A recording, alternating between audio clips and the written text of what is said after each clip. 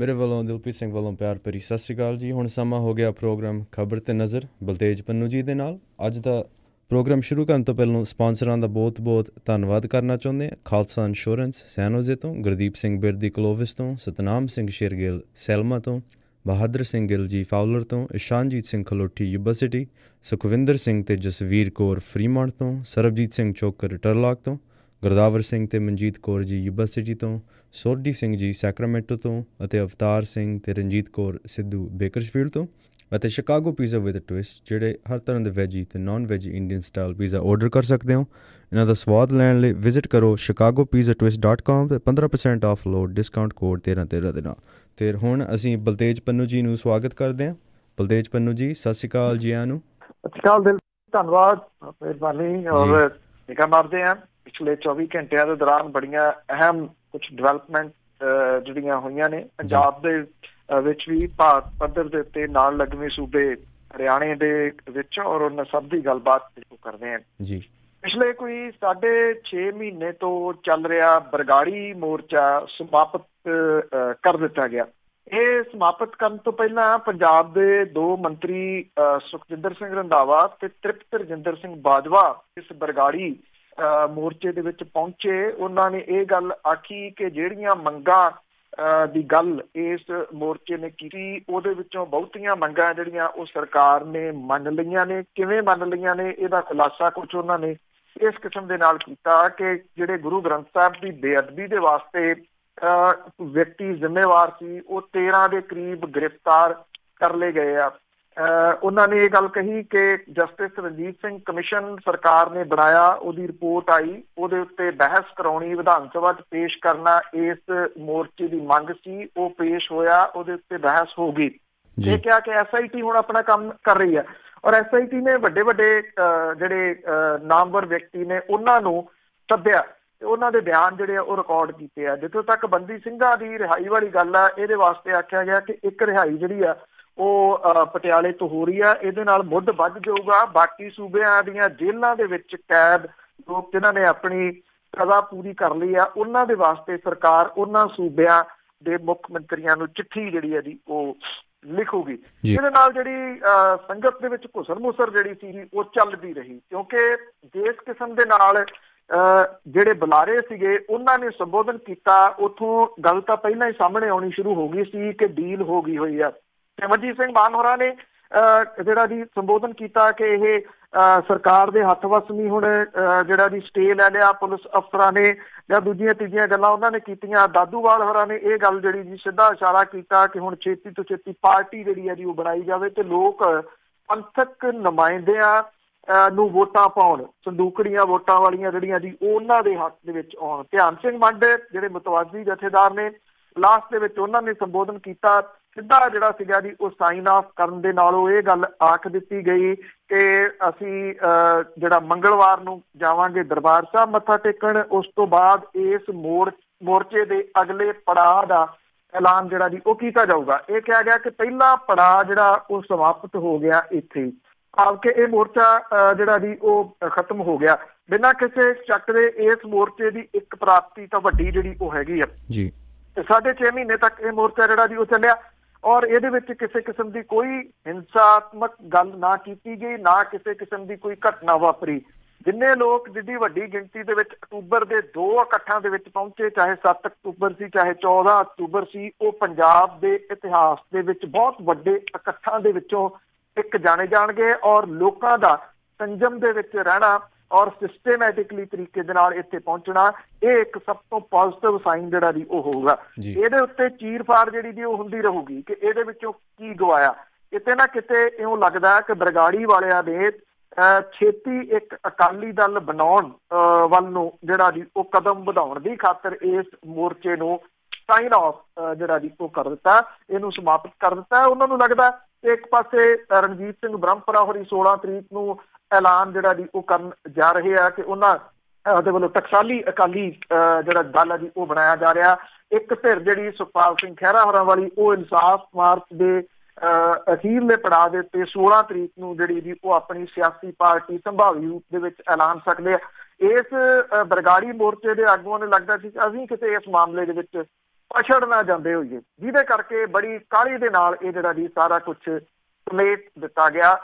ਵੱਡੇ ਪੱਧਰ ਦੇ ਉੱਤੇ ਜਿਹੜੀ ਗੱਲ ਚੱਲ ਰਹੀ ਆ ਉਹ ਇਸ ਪੱਖੋਂ ਜਿਹੜੀ ਚੱਲ ਰਹੀ ਆ ਕਿ ਘੱਟੋ ਘੱਟ SIT ਜਿਹੜੀ ਸੀ ਉਹਦੀ ਰਿਪੋਰਟ ਦਾ ਇੰਤਜ਼ਾਰ ਕਰ ਲਿਆ ਜਾਂਦਾ ਤੇ ਬਿਹਤਰ ਹੁੰਦਾ ਜੀ। ਇਮਰਾਨ ਖਾਨ ਦੇ ਜਿਹੜੇ ਸਹੁੰ ਚੁੱਕ ਸਮਾਗਮ ਤੋਂ ਪਹਿਲਾਂ ਜਿਹੜਾ ਜੀ ਪਾਕਿਸਤਾਨ ਦੇ ਫੌਜ ਦੇ ਮੁਖੀ ਜਨਰਲ ਕਮਰ ਜਾਵੇਦ ਬਾਜਵਾ ਦੇ ਵੱਲੋਂ ਕਰਤਾਰਪੁਰ ਲਾਂਘੇ ਨੂੰ ਖੋਲ੍ਹਣ ਸੰਬੰਧੀ ਨਵਜੋਤ ਸਿੰਘ ਸਿੱਧੂ ਹੋਰਾਂ ਦੇ ਕੋਲੇ ਪ੍ਰਗਟਾਏ ਵਿਚਾਰਾਂ ਦੇ ਸੰਬੰਧੀ ਮੁੱਖ ਮੰਤਰੀ ਕੈਪਟਨ ਅਮਰਿੰਦਰ ਸਿੰਘ ਹੋਰੀ ਇੱਕ ਵਾਰੀ ਫੇਰ ਦੂਸਰਾ ਪੈਂਤੜਾ ਜਿਹੜਾ ਜੀ ਉਹ ਮੱਲ ਰਹੇ ਨਜ਼ਰ ਆਉਂਦੇ ਆ।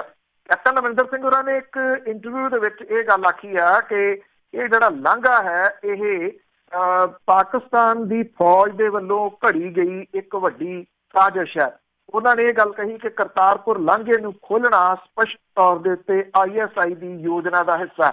ਉਹਨਾਂ ਨੇ ਇਹ ਗੱਲ ਕਹੀ ਕਿ ਪਾਕਿਸਤਾਨੀ ਫੌਜ ਨੇ ਭਾਰਤ ਦੇ ਖਿਲਾਫ ਇੱਕ ਵੱਡੀ ਸਾਜ਼ਿਸ਼ ਘੜੀ ਹੈ। ਪਾਕਿਸਤਾਨ ਦੇ ਵੱਲੋਂ ਪੰਜਾਬ ਦੇ ਵਿੱਚ ਅੱਤਵਾਦ ਨੂੰ ਮੁੜ ਕੇ ਸ਼ੁਰੂ ਕਰਨ ਦੀ ਕੋਸ਼ਿਸ਼ ਕੀਤੇ ਜਾਣ ਨੂੰ ਪ੍ਰਵਾਨ ਕਰਦੇ ਹੋਏ ਉਹਨਾਂ ਨੇ ਇਹ ਗੱਲ ਕਹੀ ਕਿ ਹਰ ਕਿਸੇ ਨੂੰ ਇਹਦੇ ਤੋਂ ਚੌਕਸ ਰਹਿਣਾ ਚਾਹੀਦਾ।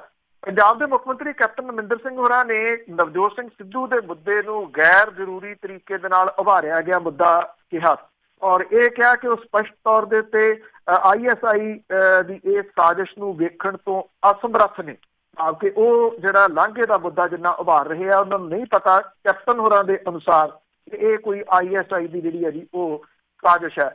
ਉਹਨਾਂ ਨੇ ਪੰਜਾਬ ਦੇ ਮੰਤਰੀ ਨੂੰ ਪਾਕਿਸਤਾਨੀ ਪ੍ਰਧਾਨ ਮੰਤਰੀ ਦਾ ਹੱਥ ਠੋਕਾ ਦੱਸਣ ਲਈ ਅਕਾਲੀਆਂ ਦੀ ਤਿੱਖੀ ਆਲੋਚਨਾ ਵੀ ਜਿਹੜੀ ਸੀ ਉਹ ਕੀਤੀ ਜੀ।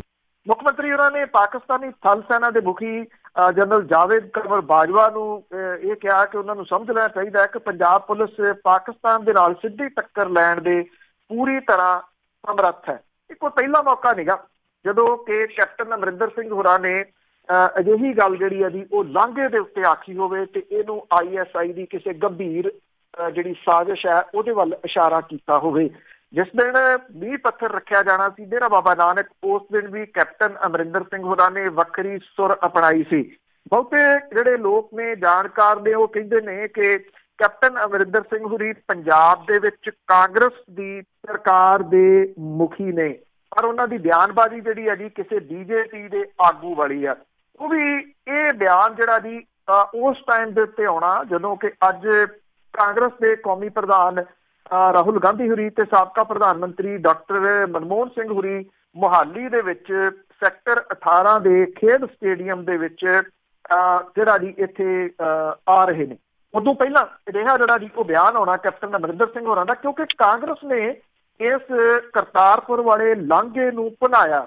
ਜਿਹੜੀਆਂ 5 ਰਾਜਾਂ ਦੀਆਂ ਵਿਧਾਨ ਸਭਾ ਦੀਆਂ ਚੋਣਾਂ ਹੋ ਕੇ ਹਟੀਆਂ ਨੇ ਜਿਨ੍ਹਾਂ ਦੇ ਨਤੀਜੇ ਕੱਲ੍ਹ ਨੂੰ 11 ਤਰੀਕ ਨੂੰ ਆਉਣੇ ਆ ਉਹਦੇ ਵਿੱਚ ਔਰ ਕੈਪਟਨ ਸਾਹਿਬ ਦਾ ਜਿਹੜਾ ਜੀ ਇਹ ਵੱਖਰਾ ਪੈਂਤੜਾ ਜਿਹੜਾ ਜੀ ਕੀ ਉਹ ਕਾਂਗਰਸ ਹਾਈ ਕਮਾਂਡ ਨੂੰ ਕੋਈ ਸੁਨੇਹਾ ਦੇਣਾ ਚਾਹੁੰਦੇ ਆ, BJP ਨੂੰ ਸੁਨੇਹਾ ਦੇਣਾ ਚਾਹੁੰਦੇ ਆ। ਬਾਰ-ਬਾਰ ਉਹਨਾਂ ਦੇ ਵੱਲੋਂ ਇਹਦੇ ਉਲਟ ਜਿਹੜਾ ਜੀ ਉਹ ਜਾ ਕੇ ਸਟੈਂਡ ਲੈਣਾ ਬਹੁਤੇ ਕਾਂਗਰਸੀਆਂ ਨੂੰ ਵੀ ਇਹ ਪਚ ਨਹੀਂ ਰਿਹਾ। ਗੱਲ ਜੇ ਪੰਜਾਬ ਦੀ ਆਪਾਂ ਕਰਦੇ ਹਾਂ ਤੇ ਨਾਲ ਲੱਗਵੇਂ ਹਰਿਆਣੇ ਦੀ ਵੀ ਹੋਣੀ ਜ਼ਰੂਰੀ ਆ ਜਿੱਥੇ ਬਾਦਲ ਪਰਿਵਾਰ ਇਸ ਵੇਲੇ ਆਪਣੇ ਸਿਆਸੀ ਜਿਹੜਾ ਜੀ ਉਹਨਾਂ ਦਾ ਦੌਰ ਹੈ ਉਹਦੇ ਸਭ ਤੋਂ ਮਾੜੇ ਸਮੇਂ ਦੇ ਵਿੱਚੋਂ ਲੰਘ ਰਿਹਾ। ਉੱਥੇ ਚੌਟਾਲਾ ਪਰਿਵਾਰ ਜਿਹੜਾ ਜੀ ਉਹ ਬਿਲਕੁਲ 2 ਹਿੱਸਿਆਂ ਦੇ ਵਿੱਚ ਵੰਡਿਆ ਗਿਆ। ਸੰਸਦ ਮੈਂਬਰ ਦੁਸ਼ਯੰਤ ਚੌਟਾਲਾ ਨੇ ਅੱਜ ਪਾਂਡੂ ਪਿੰਡਾਰਾ ਦੇ ਵਿੱਚ ਜਨ ਨਾਇਕ ਜਨਤਾ ਪਾਰਟੀ ਜਿਹੜੀ ਸੀ ਉਹ ਐਲਾਨ ਕਰਕੇ ਆਪਣੇ ਸਿਆਸੀ ਜਿਹੜਾ ਜੀ ਜੀਵਨ ਹੈ ਉਹਦੀ ਨਵੀਂ ਪਾਰੀ ਸ਼ੁਰੂ ਕਰ ਦਿੱਤੀ ਹੈ। ਇਸ ਬੈਨਰ ਦੇ ਹੇਠ ਡਾਕਟਰ ਅਜੇ ਚੌਟਾਲਾ, ਦਿਗਵਿਜੇ ਚੌਟਾਲਾ ਤੇ ਉਹਨਾਂ ਦੇ ਹਮਾਇਤੀ ਆਪਣੀ ਅਗਲੀ ਸਿਆਸੀ ਪਾਰੀ ਖੇਡਣਗੇ। ਪਾਰਟੀ ਨੇ ਆਪਣੇ ਝੰਡੇ ਦਾ ਵੀ ਐਲਾਨ ਕਰਤਾ ਜਿਹਦਾ 3/4 ਹਿੱਸਾ ਹਰਾ ਤੇ 1/4 ਹਿੱਸਾ ਪੀਲੇ ਰੰਗ ਦਾ ਹੈ। ਡੱਬਵਾਲੀ ਤੋਂ ਵਿਧਾਇਕਾ ਨੈਨਾ ਚੌਟਾਲਾ, ਇਨੈਲੋ ਦੇ ਕੌਮੀ ਮੀਤ ਪ੍ਰਧਾਨ ਰਹੇ ਅਨੰਤ ਜਿਹੜੇ ਦੀ ਰਾਮ ਤੰਵਰ ਫੂਲ ਦੇਵੀ ਤੇ ਡਾਕਟਰ KC ਬਾਂਗੜ ਇਨੈਲੋ ਦੇ ਜਿਹੜੇ ਜੀ ਕੌਮੀ ਪ੍ਰਧਾਨ ਦਿਗਵਿਜੇ ਚੌਟਾਲਾ ਤੇ ਨਾਰੀਅਲ ਉਹਨਾਂ ਨੇ ਜਿਹੜਾ ਸੀਗਾ ਜੀ ਪੀਲੇ ਤੇ ਹਰੇ ਰੰਗ ਦੇ ਝੰਡੇ ਨੂੰ ਲਹਿਰਾ ਕੇ ਨਵੀਂ ਪਾਰਟੀ ਦੀ ਸ਼ੁਰੂਆਤ ਉਹ ਕੀਤੀ। ਦਿਗਵਿਜੇ ਚੌਟਾਲਾ ਹੋਰਾਂ ਨੇ ਇਸ ਮੌਕੇ ਦੇ ਉੱਤੇ ਕਿਹਾ ਕਿ ਹਰਾ ਰੰਗ ਹਰਿਆਲੀ ਤੇ ਸੁਰੱਖਿਆ ਦਾ, ਪੀਲਾ ਰੰਗ ਜਿਹੜਾ ਜੀ ਉਹ ਉਦਾਰਵਾਦ ਦਾ ਹੈ। ਇਨੈਲੋ ਦੇ ਵਿਚਾਲੇ ਪਈ ਫੁੱਟ ਦੋ ਭਰਾਵਾਂ ਦੀ ਜੰਗ ਭਤੀਜਿਆਂ ਦੇ ਨਾਲ ਹੁੰਦੀ ਹੋਈ ਜਿਹੜੀ ਦੀ ਇਹ ਦੋ ਪਾਰਟੀਆਂ ਦੇ ਉੱਤੇ ਪਹੁੰਚ ਗਈ ਹੈ। ਇਨੈਲੋ ਦੇ ਵਿੱਚੋਂ ਕੱਢ ਦਿੱਤੇ ਗਏ ਸੀ ਦੁਸ਼ਯੰਤ ਚੌਟਾਲਾ, ਦਿਗਵਿਜੇ ਚੌਟਾਲਾ। ਅਜੇ ਚੌਟਾਲਾ ਜਦੋਂ ਪਿਛਲੇ ਦਿਨੀ ਜੇਲ੍ਹ ਦੇ ਵਿੱਚੋਂ ਛੁੱਟੀ ਤੇ ਆਏ ਸੀਗੇ ਤੇ ਉਸ ਟਾਈਮ ਉਹਨਾਂ ਨੇ ਇਹ ਗੱਲ ਕਹੀ ਸੀ ਕਿ ਦੁਸ਼ਯੰਤ ਚੌਟਾਲਾ ਨੂੰ ਸਾਰਾ ਕੁਝ ਸੌਂਪ ਕੇ ਜਾ ਰਹੇ ਆ ਤੇ ਅਗਲੀ ਪਾਰਟੀ ਦਾ ਐਲਾਨ ਉਹੀ ਕਰਨਗੇ। ਪਾਰਟੀ ਦੇ ਝੰਡੇ ਦੇ ਉੱਤੇ ਚੌਧਰੀ ਦੇਵੀ ਲਾਲ ਦੀ ਫੋਟੋ ਜਿਹੜੀ ਹੈ ਜੀ ਉਹ ਲਾਈ ਗਈ ਆ। ਜਿਹੜੇ ਹੈਗੇ ਨੇ ਸਾਬਕਾ ਮੁੱਖ ਮੰਤਰੀ ਓਮ ਪ੍ਰਕਾਸ਼ ਚੌਟਾਲਾ, ਅਜੇ ਚੌਟਾਲਾ ਤੇ ਅਭੈ ਚੌਟਾਲਾ ਦੇ ਪਿਓ, ਉਹ ਅਭੈ ਚੌਟਾਲਾ ਦਾ ਸਾਥ ਜਿਹੜਾ ਜੀ ਉਹ ਦੇ ਰਹੇ ਨੇ। ਅਜੇ ਚੌਟਾਲਾ ਦਾ ਧੜਾ ਇਹ ਗੱਲ ਕਹਿੰਦਾ ਕਿ ਓਮ ਪ੍ਰਕਾਸ਼ ਚੌਟਾਲਾ ਹੋਰਾਂ ਨੂੰ ਕਿਸੇ ਗੱਲ ਦਾ ਉਹ ਦੱਸ ਨਹੀਂ ਰਹੇ, ਬਲਕਿ ਉਹਨਾਂ ਨੂੰ ਵਰਤਿਆ ਜਾ ਰਿਹਾ। ਦੁਸ਼ਯੰਤ ਚੌਟਾਲਾ ਜਿਹੜਾ ਜੀ ਉਹ ਹਰਿਆਣੇ ਦੇ ਨੌਜਵਾਨਾਂ ਦੇ ਵਿੱਚ ਕਾਫੀ ਮਕਬੂਲ ਹੈ ਔਰ ਇਨੈਲੋ ਨੂੰ ਇਹਦੇ ਨਾਲ ਵੱਡਾ ਝਟਕਾ ਜਿਹੜਾ ਜੀ ਉਹ ਲੱਗੂਗਾ ਬਿਨਾਂ ਕਿਸੇ ਸ਼ੱਕ ਦੇ। ਹੁਣ ਇਹ ਨਿਰਭਰ ਕਰੂਗਾ ਜੀ ਇਸ ਗੱਲ ਦੇ ਉੱਤੇ ਕਿ ਪਰਿਵਾਰ ਦੀਆਂ ਇਹਨਾਂ ਦੋ ਪਾਰਟੀਆਂ ਦੇ ਵਿੱਚੋਂ ਲੋਕ ਜਿਹੜੇ ਆ ਜੀ ਉਹ ਕਿਹਨੂੰ ਤਰਜੀਹ ਦਿੰਦੇ ਆ। ਹਰਿਆਣੇ ਦੀ ਰਾਜਨੀਤੀ ਦੇ ਵਿੱਚ ਇਹ ਦਿਨ ਜਿਹੜਾ ਜੀ ਇੱਕ ਅਹਿਮ ਪੱਖੋਂ ਜਿਹੜਾ ਜੀ ਉਹ ਦੇਖਿਆ ਜਾਊਗਾ, ਜਿੱਥੇ ਕਿ ਇੱਕ ਹੋਰ ਨਵੀਂ ਸਿਆਸੀ ਪਾਰਟੀ ਜਿਹੜਾ ਜੀ ਉਹ ਜਨਮ ਲੈ ਲਿਆ। ਔਰ ਇਹ ਸਿਆਸੀ ਪਾਰਟੀ ਹਰਿਆਣੇ ਦੇ ਵਿੱਚ, ਕਿਉਂਕਿ ਜਿਹੜਾ ਚੌਟਾਲਾ ਪਰਿਵਾਰ ਦਾ ਪਿਛਲਾ ਰਾਜ ਭਾਗ ਸੀਗਾ ਜੀ ਉਹ ਬੜਾ ਚਰਚਾ ਦਾ ਵਿਸ਼ਾ ਜਿਹੜਾ ਜੀ ਉਹ ਬਣਦਾ ਰਿਹਾ ਕਿ ਕੀ ਕੁਛ ਉਹਦੇ ਵਿੱਚ ਜਿਹੜਾ ਉਹ ਹੋਇਆ ਸੀਗਾ। ਹੁਣ ਦੇਖਦੇ ਹਾਂ ਹਰਿਆਣੇ ਦੇ ਲੋਕ ਜਿਹੜਾ ਜੀ ਇਹਨੂੰ ਕਿੰਨਾ ਕੁ ਐਕਸੈਪਟ ਜਿਹੜਾ ਜੀ ਉਹ ਕਰਦੇ ਆ ਜੀ। ਮੁਲਕ ਦੀ ਗੱਲ ਕਰੀਏ ਤਾਂ ਬੁਲੰਦ ਸ਼ਹਿਰ ਦੇ ਵਿੱਚ ਕਥਿਤ ਗਊ ਹੱਤਿਆ ਦੇ ਪਿੱਛੋਂ ਹੋਈ ਹਜੂਮੀ ਹਿੰਸਾ ਦੇ ਵਿੱਚ ਪੁਲਿਸ ਇੰਸਪੈਕਟਰ ਤੇ ਉੱਥੋਂ ਦੇ ਲੋਕਲ ਇੱਕ ਨੌਜਵਾਨ ਦੇ ਮਾਰੇ ਜਾਣ ਤੇ 6 ਦਿਨਾਂ ਤੋਂ ਬਾਅਦ ਯੂਪੀ ਦੀ ਸਰਕਾਰ ਨੇ ASP ਰਈਸ ਅਖਤਰ ਨੂੰ ਤਬਦੀਲ ਕਰ ਦਿੱਤਾ ਹੈ। ਯੋਗੀ ਸਰਕਾਰ ਨੇ ਬੁਲੰਦ ਸ਼ਹਿਰ ਦੇ SSP ਤੇ 2 ਹੋਰ ਪੁਲਿਸ ਅਧਿਕਾਰੀਆਂ ਨੂੰ ਤਬਦੀਲ ਕੀਤਾ ਸੀਗਾ। ਉਧਰ ਹਜੂਮੀ ਹਿੰਸਾ ਮਾਮਲੇ ਦੇ ਵਿੱਚ ਕਥਿਤ ਸ਼ਮੂਲੀਅਤ ਲਈ ਲੋੜੀਂਦੇ ਫੌਜੀ ਜਵਾਨ ਜਤਿੰਦਰ ਮਲਕ ਨੂੰ ਮੇਰਠ ਦੇ ਵਿੱਚ ਜਿਹੜਾ ਜੀ ਉਹ STF ਦੇ ਸਪੁਰਦ ਕੀਤਾ ਗਿਆ। ਜੀਤੂ ਨੂੰ 14 ਦਿਨਾਂ ਦੀ ਨਿਆਇਕ ਹਿਰਾਸਤ ਦੇ ਵਿੱਚ ਭੇਜਿਆ ਗਿਆ। ਪ੍ਰਮੁੱਖ ਸਕੱਤਰ ਨੇ ਇਹ ਗੱਲ ਕਹੀ ਆ ਕਿ ਵਧੀਕ ਸੁਪਰੀਡੈਂਡੈਂਟ ਆਫ ਪੁਲਿਸ ਨੂੰ ਲਖਨਊ ਦੇ ਸਥਿਤ PAC ਸਦਰ ਮੁਕਾਮ ਤੋਂ ਤਬਦੀਲ ਕਰ ਦਿੱਤਾ ਗਿਆ। ਅਖਤਰ ਦੀ ਜਗ੍ਹਾ ਦੇ ਉੱਤੇ ਮਨੀਸ਼ ਮਿਸ਼ਰਾ ਨੂੰ ਬੁਲੰਦ ਸ਼ਹਿਰ ਦਾ ਨਵਾਂ ASP ਰੂਰਲ ਜਿਹੜਾ ਉਹ ਥਾਪ ਦਿੱਤਾ ਗਿਆ। ਮਿਸ਼ਰਾ ਇਸ ਤੋਂ ਪਹਿਲਾਂ ਗਾਜ਼ੀਆਬਾਦ ਦੇ ਵਿੱਚ ਮਾਡਰਨ ਕੰਟਰੋਲ ਰੂਮ ਦੇ ਵਿੱਚ ASP ਦੇ ਵਜੋਂ ਜਿਹੜਾ ਜੀ ਉਹ ਤਾਇਨਾਤ ਸੀਗੇ। ਜਿਹੜੇ ਇਹ ਪੁਲਿਸ ਇੰਸਪੈਕਟਰ ਦੀ ਜਿਹੜੀ ਹੱਤਿਆ ਹੋਈ ਸੀ ਇਹ ਅਜੇ ਵੀ ਇੱਕ ਬਹੁਤ ਵੱਡਾ ਭੇਦ ਜਿਹੜਾ ਜੀ ਉਹ ਬਣੀ ਹੋਈ ਆ ਕਿ ਕਿਵੇਂ ਉਹਨੂੰ ਇੱਥੇ ਜਿਹੜਾ ਜੀ ਉਹ ਸੱਦਿਆ ਗਿਆ ਔਰ ਕਿਵੇਂ ਉਹਦਾ ਕਤਲ ਜਿਹੜਾ ਸੀ ਉਹ ਕੀਤਾ ਗਿਆ। ਔਰ ਫੌਜ ਦੇ ਇੱਕ ਜਵਾਨ ਦੀ ਇਹਦੇ ਵਿੱਚ ਜਿਹੜੀ ਹੈ ਜੀ ਉਹ ਸ਼ਮੂਲੀਅਤ ਹੋਣੀ ਇਹ ਬਿਨਾਂ ਕਿਸੇ ਸ਼ੱਕ ਦੇ ਬਹੁਤ ਸਾਰੇ ਨਵੇਂ ਸਵਾਲਾਂ ਨੂੰ ਜਿਹੜਾ ਜੀ ਉਹ ਜਨਮ ਦਿੰਦੀ ਆ। ਉੱਤਰ ਪ੍ਰਦੇਸ਼ ਦੀ ਸਰਕਾਰ ਦੇ ਵੱਲੋਂ ਜਿਸ ਤਰੀਕੇ ਦੇ ਨਾਲ ਇਹਨੂੰ ਹੈਂਡਲ ਕੀਤਾ ਜਾ ਰਿਹਾ ਉਹ ਵੀ ਆਪਣੇ ਆਪ ਦੇ ਵਿੱਚ ਲੋਕਾਂ ਦੇ ਵਿੱਚ ਵੱਡੀ ਚਰਚਾ ਦਾ ਵਿਸ਼ਾ ਤਾਂ ਜਿਹੜੇ ਆ ਜੀ ਉਹ ਬਣੇ ਹੋਏ ਆ ਜੀ।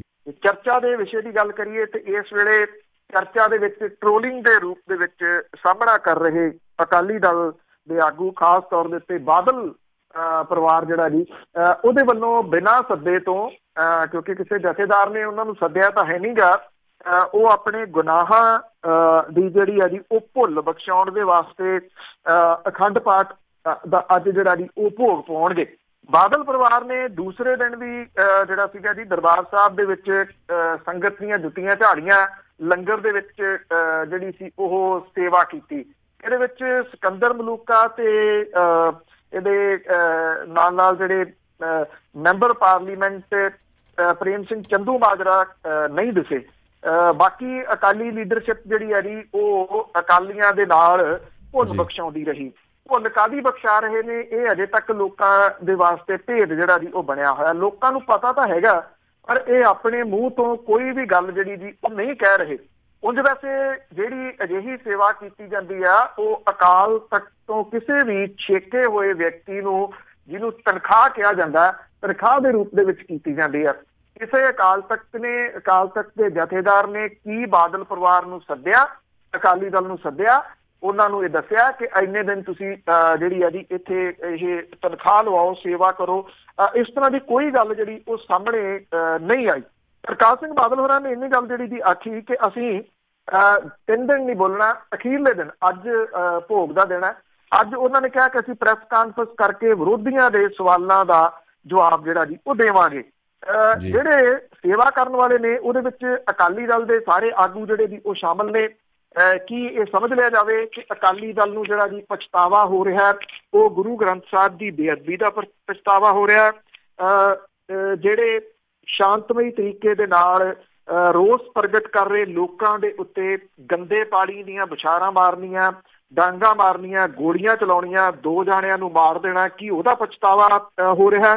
ਕੀ ਸੌਦੇ ਵਾਲੇ ਨੂੰ ਮੁਆਫੀ ਦੇ ਦੇਣ ਦਾ ਪਛਤਾਵਾ ਹੋ ਰਿਹਾ? ਉਹਦੀ ਮੁਆਫੀ ਵਾਪਸ ਲੈ ਲੈਣ ਦਾ ਪਛਤਾਵਾ ਹੋ ਰਿਹਾ? ਉਹਦੇ ਕੋਲ ਵੋਟਾਂ ਮੰਗਣ ਜਾਣ ਦਾ ਪਛਤਾਵਾ ਹੋ ਰਿਹਾ? ਜਾਂ ਫਿਰ ਇੱਕ ਪੂਰੀ ਦੀ ਪੂਰੀ ਜਨਰੇਸ਼ਨ ਜਿਹੜੀ ਖੱਪ ਗਈ ਨਸ਼ਿਆਂ ਦੇ ਵਿੱਚ ਇਹਨਾਂ ਦੇ ਰਾਜ ਭਾਗ ਦੇ ਦੌਰਾਨ, ਉਹਦਾ ਕੋਈ ਪਛਤਾਵਾ ਹੋ ਰਿਹਾ? ਪਰ ਇਹਨਾਂ ਸਭ ਚੀਜ਼ਾਂ ਦੇ ਬਾਵਜੂਦ ਇਹ ਜਿਹੜੇ ਸਵਾਲ ਨੇ ਇਹ ਸਾਰੇ ਖੜੇ ਰਹਿਣਗੇ। ਦੇਖਣਾ ਇਹ ਹੋਊਗਾ ਕਿ ਪ੍ਰੈਸ ਕਾਨਫਰੰਸ ਦੇ ਵਿੱਚ ਅਕਾਲੀ ਦਲ ਵਾਲੇ ਜਿਹੜੇ ਆ ਜੀ, ਖਾਸ ਤੌਰ ਦੇ ਉੱਤੇ ਬਾਦਲ ਪਰਿਵਾਰ, ਉਹ ਕੀ ਜਵਾਬ ਦਿੰਦਾ ਹੈ ਕਿ ਕਾਹਦੇ ਵਾਸਤੇ ਇਹ ਜਿਹੜਾ ਜੀ ਇੱਥੇ ਸੇਵਾ ਕਰਨ ਦੇ ਵਾਸਤੇ ਪਹੁੰਚੇ ਨੇ, ਕੀ ਜ਼ਰੂਰਤ ਜਿਹੜੀ ਆ ਜੀ ਉਹ ਇਹਨਾਂ ਨੂੰ ਸੇਵਾ ਦੀ ਪਈ ਹੈ। ਇਹ ਜਿਹੜੀ ਜੀ ਅਹਿਮ ਗੱਲ ਜਿਹੜੀ ਉਹ ਰਹੂਗੀ। ਇਹਦੇ ਵਿੱਚ ਇੱਕ ਅਹਿਮ ਪੱਖ ਜਿਹੜਾ ਜੀ ਉਹ ਇਹ ਵੀ ਜਿਹੜਾ ਜੀ ਉਹ ਵੇਖਣ ਵਾਲਾ ਹੈ ਕਿ 10 ਸਾਲ ਜਦੋਂ ਇਹਨਾਂ ਨੇ ਸੱਤਾ ਜਿਹੜੀ ਹੈ ਜੀ ਉਹ ਭੋਗੀ ਆ, ਇਸ ਸੱਤਾ ਦੇ ਵਿੱਚ ਅਹਿਮ ਹਿੱਸੇਦਾਰ ਰਿਹਾ ਜਿਹੜਾ ਜੀ ਭਾਰਤੀ ਜਨਤਾ ਪਾਰਟੀ ਆ, ਉਹ ਕਿਤੇ ਨਜ਼ਰ ਨਹੀਂ ਆ ਰਹੀ। ਭਾਰਤੀ ਜਨਤਾ ਪਾਰਟੀ ਦਾ ਕੋਈ ਆਗੂ ਇਸ ਸੇਵਾ ਦੇ ਵਿੱਚ ਸ਼ਾਮਲ ਨਹੀਂ ਹੈ।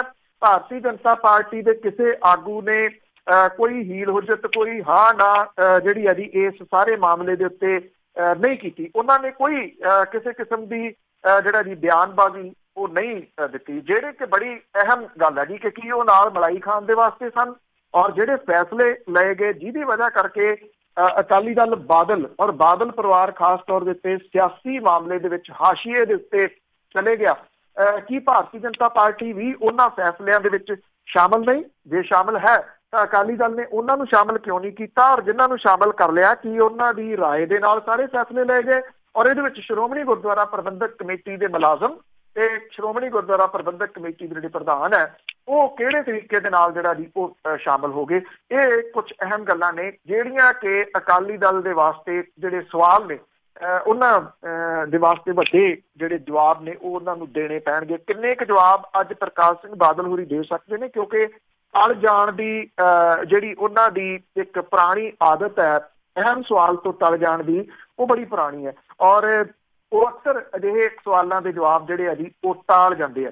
ਬਾਜ਼ਾਰ ਦੇ ਵਿੱਚ ਗੰਢਿਆਂ ਦੀ ਜਿਹੜੀ ਕਾਸ਼ਤ ਕਰਨ ਵਾਲੇ ਆਪਣੀ ਫਸਲ ਦਾ ਜਿਹੜਾ ਉਹਨਾਂ ਨੂੰ ਭਾਅ ਮਿਲ ਰਿਹਾ, ਉਹਨੇ ਮੁਲਕ ਦੇ ਵਿੱਚ ਗੰਢੇ ਬੀਜਣ ਵਾਲੇ ਖੇਤਰਾਂ ਦੇ ਨਾਲ ਸੰਬੰਧਿਤ ਕਿਸਾਨ ਜਿਹੜੇ ਆ ਜੀ ਉਹਨਾਂ ਦੀਆਂ ਅੱਖਾਂ ਦੇ ਵਿੱਚ ਹੰਝੂ ਜਿਹੜੇ ਉਹ ਲਿਆ ਛੱਡਿਆ। ਜਿਹੜੇ ਗੰਢੇ ਪਰਚੂਨ ਦੇ ਵਿੱਚ 20 ਤੋਂ 30 ਰੁਪਏ ਪ੍ਰਤੀ ਕਿਲੋ ਵਿਕ ਰਿਹਾ, ਉੱਥੇ ਪਿਆਜ਼ ਜਿਹੜਾ ਜੀ ਗੰਢੇ ਬੀਜਣ ਵਾਲਿਆਂ ਨੂੰ ਇਹਦੀ ਕੁੱਲ ਲਾਗਤ ਦਾ 10 ਤੋਂ 20% ਲੈਣ ਲਈ ਅੱਡੀ ਚੋਟੀ ਦਾ ਜ਼ੋਰ ਜਿਹੜਾ ਜੀ ਉਹ ਲਾਉਣਾ ਪੈ ਰਿਹਾ। ਗੁੱਸੇ 'ਚ ਆਏ ਕਿਸਾਨਾਂ ਨੇ ਰੋਸ ਦੇ ਵਜੋਂ ਕਈ ਟਨ ਗੰਢਾ ਜਿਹੜਾ ਜੀ ਉਹ ਸੜਕਾਂ ਦੇ ਉੱਤੇ ਸੁੱਟਿਆ। ਇੱਕ ਕਿਸਾਨ ਨੇ ਆਪਣੀ ਫਸਲ ਦੀ ਖਰੀਦ ਤੋਂ ਹੋਈ ਊਰੀ ਦੀ ਕਮਾਈ ਜਿਹੜੀ ਆ ਪ੍ਰਧਾਨ ਮੰਤਰੀ ਨੂੰ ਘੱਲ ਦਿੱਤੀ। ਗੰਢੇ ਬੀਜਣ ਵਾਲੇ ਜਿਹੜੇ ਕਿਸਾਨ ਨੇ ਉਹਨਾਂ ਨੇ ਕਿਹਾ ਕਿ ਉਹਨਾਂ ਦੀ ਇਸ ਮਾੜੀ ਹਾਲਤ ਲਈ ਸਰਕਾਰ ਤੇ ਉਹਦੀਆਂ ਆਪ ਹੁਦੜੀਆਂ ਨੀਤੀਆਂ ਜ਼ਿੰਮੇਵਾਰ ਨੇ। ਖੁਰਾਕ ਮੰਤਰਾਲੇ ਦੇ ਮੁਤਾਬਕ ਵੀਰਵਾਰ ਨੂੰ ਪਿਛਲੇ ਦਿੱਲੀ ਦੇ ਵਿੱਚ ਗੰਢੇ ਦੀ ਕੀਮਤ 27 ਰੁਪਏ ਕਿਲੋ, ਮੁੰਬਈ ਦੇ ਵਿੱਚ 22 ਰੁਪਏ ਕਿਲੋ, ਕੋਲਕਾਤਾ ਦੇ ਵਿੱਚ 25 ਤੇ ਚੇਨਈ ਦੇ ਵਿੱਚ 16 ਰੁਪਏ ਪ੍ਰਤੀ ਕਿਲੋ ਸੀਗੀ।